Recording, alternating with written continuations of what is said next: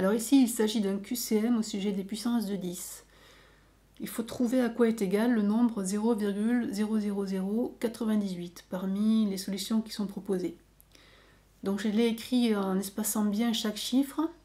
Alors on va compter combien il y a de chiffres derrière la virgule. Et il y en a 1, 2, 3, 4, 5. Donc en fait ce nombre s'écrit 98 que multiplie 10 puissance moins 5. Le moins 5 là, ça veut dire 5 chiffres derrière la virgule.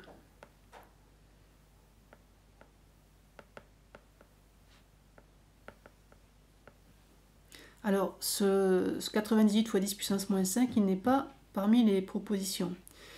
Donc, ça ne veut pas dire que c'est faux, ça veut dire qu'il n'est pas écrit de la façon dont l'énoncé le propose.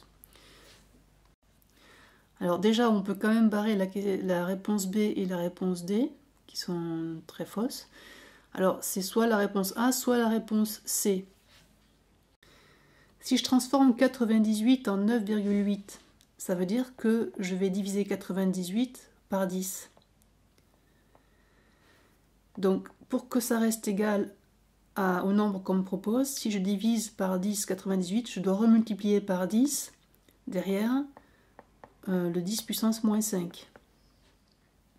Et donc, ça va être encore égal à 9,8 fois 10 fois 10 puissance moins 5, c'est comme si j'avais 10 puissance 1 fois 10 puissance moins 5, et on fait la somme des exposants, donc on va avoir 10 puissance 1 plus moins 5, c'est-à-dire 9,8 fois 10 puissance moins 4.